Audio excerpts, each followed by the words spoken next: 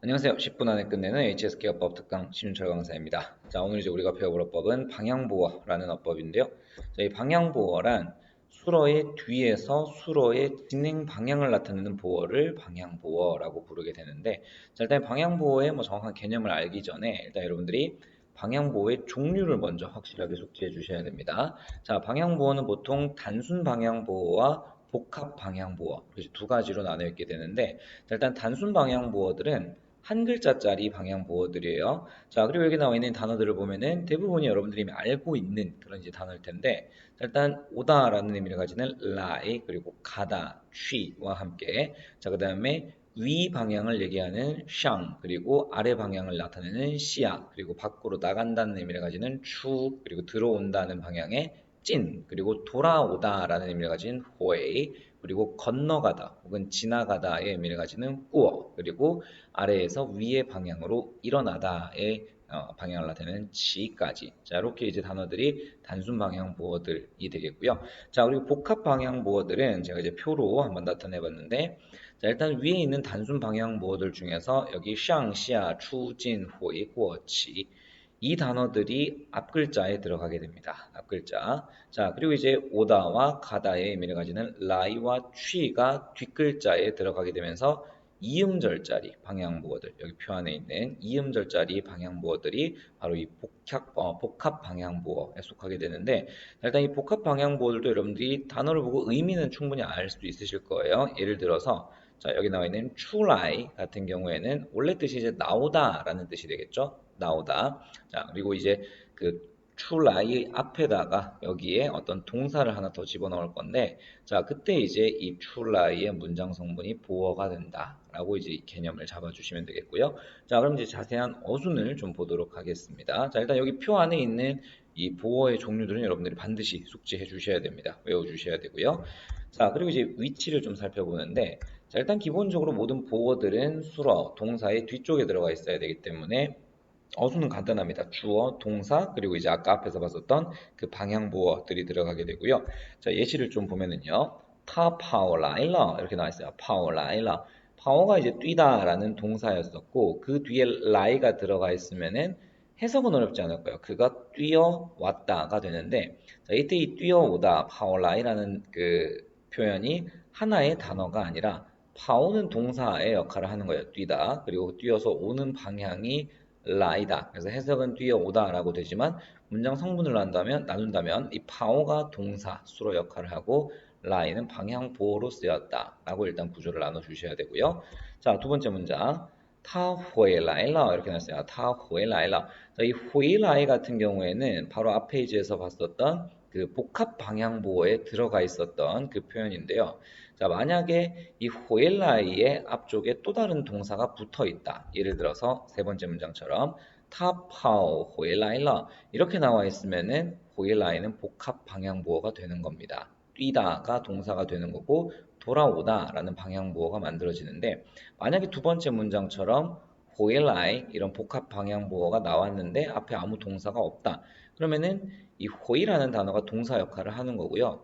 라이는 아까 배웠던 단순 방향부호에 속한 그 라이가 들어오는 겁니다. 그래서 그가 돌아왔다라고 해석하되 문장 구조는 앞에 호이는 동사, 수러, 그리고 라이가 방향부호다. 이렇게 보시면 되는 거고, 만약에 호의 라이 같은 복합 방향부호의 앞에 또 다른 동사가 붙어 있으면 그러면 이제 파오가 동사로 쓰였고 호의 라이가 복합 방향부호로 쓰였다라고 봐주시면 되겠습니다.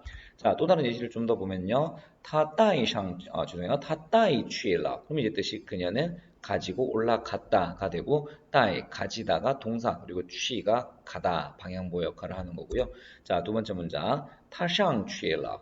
그녀는 올라갔다겠죠. 올라갔다. 자, 근데 이때도 이 샹취라는 단어가 아까 복합 방향보어들 중 하나였습니다만 또 다른 동사가 없기 때문에 이 샹, 오르다라는 동사가 일단 수로 역할을 하게 되고요. 자, 그리고 취는 보어 역할을 하게 됩니다. 그래서 그녀는 올라갔다지만 이게 하나의 단어가 아니라는 거. 샹이 오르다 동사, 그리고 취는 가다라는 방향보호 역할을 하게 되는데, 자, 만약에 이런 식으로 문장이 나왔어요. 타 따이 샹 취라.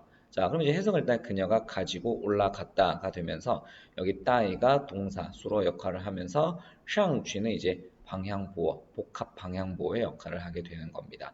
자, 그래서 여기 지금 나와 있는 이 6개의 문장들을 해석하기는 어렵지 않습니다만은 개념을 잡아주셔야 돼요. 아까 그 단순 방향보어와 복합 방향보어들 앞에 또 다른 동사가 붙어 있으면 그럼 이제 걔네들은 보어가 되는 거다라고 이제 봐주시면 되겠습니다.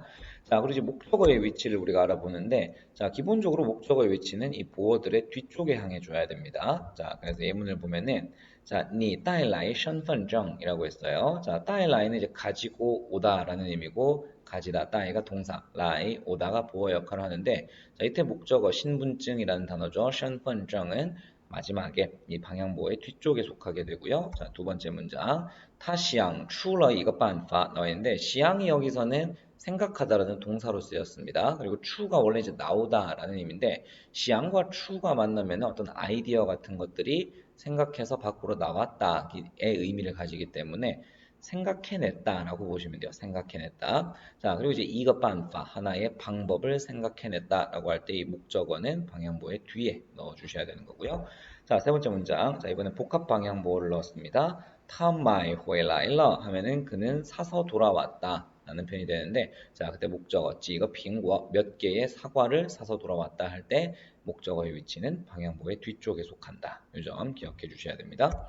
자, 그리고 이제 두 번째 목적어 위치가 있는데요. 자, 목적어를 이 방향보어 라이와 취의 앞쪽에 넣을 수도 있습니다. 그럼 이제 동사 방향보어 사이에 목적어가 끼는 형태가 되는 건데요. 첫 번째 문장. 你带身份证来. 아까 우리 첫 번째 문장에서는 你带来身份证이라고 했었는데 목적어를来 앞에 놔둬도 된다 했으니까 你带身份证来라는 표현도 똑같이 너는 신분증을 가지고 와라 라는 표현이 되고요. 자, 두 번째 문장 보기 전에 자, 이 두 번째 문장에서는 이제 복합 방향보어가 쓰인 표현이 나올 건데요. 자, 복합 방향보어가 나올 경우에도 이 목적어는 라이와 취의 앞에 써야 되니까 두 글자의 사이에 나오게 될 겁니다. 예문을 보면은요. 자, 他买回苹果来了 이렇게 나왔어요. 아까 买回来라고 하게 되면 사서 돌아오다 라는 표현이었었는데 이 호이와 라이가 하나의 복합 방향보어였지만 목적어를 만약에 여기 문장 끝에 쓰는 게 아니라면 이렇게 두 복합 방향보어의 사이에 여러분들이 넣어 주셔야 됩니다. 그래서 他买回苹果来了 이렇게 되는데 여러분들이 직접 사용을 할 때는 뭐 이 표현보다는 他买回来了苹果라고 쓰는 게 훨씬 더 쉽겠죠. 이제 이렇게도 쓸 수 있는 방법이 있다는 거 그거 기억해 주시면 될 것 같고요. 자, 그런데 여러분들이 이제 꼭 기억해 주셔야 되는 게 이 목적어에 장소 목적어가 쓰일 때 그때 이제 장소 목적어의 위치는 여러분들이 반드시 정확하게 파악해 주셔야 됩니다. 자, 예를 들어서 他回来了만 썼다. 만약에 한국어가 없다 치고 他回来了라고 하게 되면 그가 돌아왔다라는 표현이 되는데 만약에 여러분들이 그가 한국으로 돌아왔다라고 얘기를 하고 싶어요. 한국으로 돌아왔다. 자, 그러면 他回来了 한국어가 아니라 他回 한국어라고 해주셔야 됩니다. 장소 목적어는 방향보의 앞에 넣어주셔야 되기 때문에 자, 그리고 이제 두 번째 문장 我们出外边去了 이렇게 나와 있습니다. 我们出外边去了 원래 이제 추취라는 표현이 나가다라는 표현이었는데 자, 우리는 밖으로 나갔다라고 얘기를 하고 싶을 때 자, 그때도 我们出去外边了 아닙니다. 我们出外边去了라고 얘기해 주셔야 되고요. 자, 그리고 만약에 여기서도 복합 방향 보어에 만약에 이런 장소 목적어를 집어넣는다. 그러면은 장소 목적어의 위치는 라이와 취의 앞에 써야 되기 때문에 그 두 글자짜리 복합 방향보의 사이에 낀 형태가 이제 나오게 될 겁니다. 자, 예를 들어서 자, 他跑上三楼去了 이렇게 나와 있는데 跑去는 이제 뛰어가다였었고 跑上去는 뛰어 올라가다였습니다. 뛰어 올라가다. 근데 여기서 이제 3층으로 뛰어 올라가다라는 얘기를 하고 싶을 때 他跑上去三楼了가 아니라 他跑上三楼去了라고 해주셔야 돼요. 跑上三楼去了. 자, 그래서 이 장소 목적어가 나올 때는 반드시 라이나 취의 앞쪽에 써주셔야 된다는 거. 이 부분 꼭 잘 기억해 주셔야 되겠습니다. 그래서 여러분들 직접 장문을 하게 될 때 가끔씩 이제 뭐 한국으로 돌아왔다 이런 얘기를 할 때 다回来 한국어라 이렇게 쓰는 학생들이 있거든요. 자, 이런 실수를 안 하려면은 여러분들이 이 방향보호의 종류를 확실하게 숙지해 두시고 동사 뒤에 그 방향보호들이 들어가 있으면 얘는 뒤에 글자가 지금 방향보호로 쓰였구나. 그럼 목적어 위치를 잘 잡아야겠구나. 이점 반드시 기억해 주셔야 됩니다. 자, 일단 방향보호의 가장 첫 번째 기능이었습니다. 자, 바로 앞에 영상에서 여러분들이 이제 방향보호의 제일 기본적인 첫 번째 기능, 정말로 이제 그 수로의 방향을 나타내주는 용법을 좀 배워봤는데, 자, 우리 방향보호가 참 어려운 이유는요, 이 방향보호를 계속 공부하다 보면은 이 파생적 용법이라는 어법이 나오게 됩니다. 파생적 용법. 자, 이 파생적 용법이 뭐냐면, 방향보호는 분명히 그 수로의 진행 방향을 나타내 줬어야 했는데, 이 파생적 용법들은 전혀 방향을 나타내는 느낌이 안 드는 표현들이요. 그래서 일반적으로 어떤 어감상 쓰는 표현들이 상당히 많은데, 자, 예시를 좀 들어보도록 하겠습니다. 자, 첫 번째 문장, 大家都安静下来了 이렇게 나와 있는데, 자, 이 안징이라는 단어는 조용하다라는 형용사였어요. 조용하다. 자, 그리고 시알라에는 원래 내려오다라는 의미인데 아무리 봐도 해석이 안 됩니다. 모두들 조용히 내려왔다라는 문장인가? 자, 그게 아니라 이 문장의 해석은 모두들 조용해졌다라는 뜻이에요.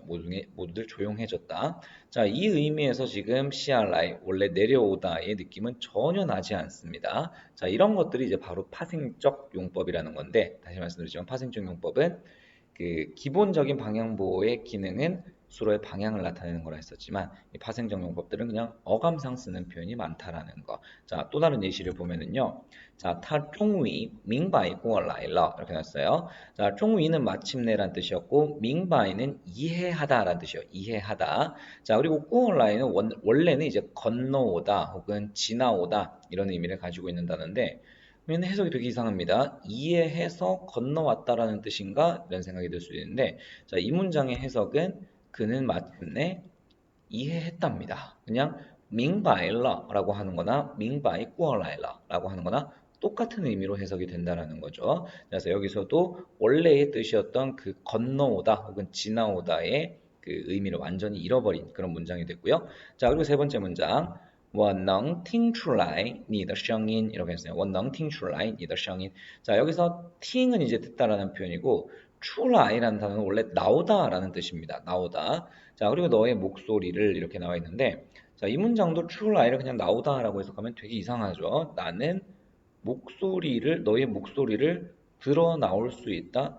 되게 이상합니다. 그죠? 자, 이 문장의 해석은 나는 너의 목소리를 알아들을 수 있다라는 표현이 되는 거예요. 여러 사람이 목소리를 내더라도 나는 네 목소리를 알아들을 수 있다. 자, 이럴 때 쓰는 표현이 이제 팅출라이라는 표현인데, 자, 여기서도 이제 나오다의 그 기본 의미는 전혀 느껴지지가 않습니다. 자, 그래서 이런 문장들이 나오면 여러분들이 이제 방향보호의 파생적 용법이 쓰였구나라고 판단을 해주셔야 되는데, 자, 그러니까 기본적인 방향의 그 의미가 전혀 없는 그런 이제 방향보호 용법을 파생적 용법이라고 부르는데, 자, 아까도 잠깐 말씀드렸지만 이 파생적 용법은 그냥 어감상 쓰는 경우가 상당히 많고요. 그러니까 중국 친구한테 만약 예를 들어서 이 안징 시알라이의 시알라이는 도대체 무슨 의미로 쓰는 거야? 라고 했을 때 대답할 수 있는 중국인도 별로 없을 겁니다. 왜냐?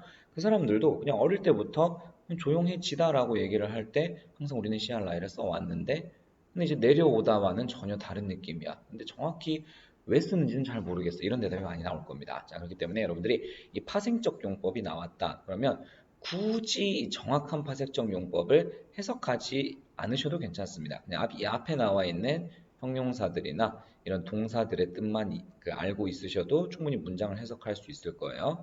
그러니까 여기 이제 첫 번째 문장도 大家都安静了. 이 문장만 사실 해석을 하더라도 조용해졌다라는 의미를 얼추 파악할 수 있고 두 번째 문장도 他终于明白了. 그냥 이렇게만 해석을 해도 마침내 이해했다라고 할 수 있고요. 자, 여기서도 我能听你的声音. 이건 약간 의미가 좀 더해지긴 했습니다만은 나는 너의 목소리를 들을 수 있다. 그러니까 이제 알아들을 수 있다와 들을 수 있다. 크게 문맥이 벗어나지는 않는다는 거죠. 자, 그래서 이 파생적 용법은 우리가 이 의미를 전부 다 알고 있기는 상당히 힘듭니다. 아까 우리 이제 첫 번째 강의에서 그 수많은 방향보호의 종류를 봤었는데 그 방향보호들이 전부 다 몇 개씩의 파생적 용법을 다 가지고 있거든요. 여러분들 다 외우시려면 거의 100개 가까이 되는 의미를 외워야 되기 때문에 힘들 수 있습니다. 자, 대신에 우리가 꼭 알아줘야 되는 그런 이제 파생적 용법들은 의미를 좀 파악해 주시는 게 좋아요. 그래서 표로 제가 이렇게 나타내 봤는데, 자, 제일 첫 번째는 이제 치라이라는 표현입니다. 치라이는 원래는 이제 일어나다의 의미가 있어요. 일어나다.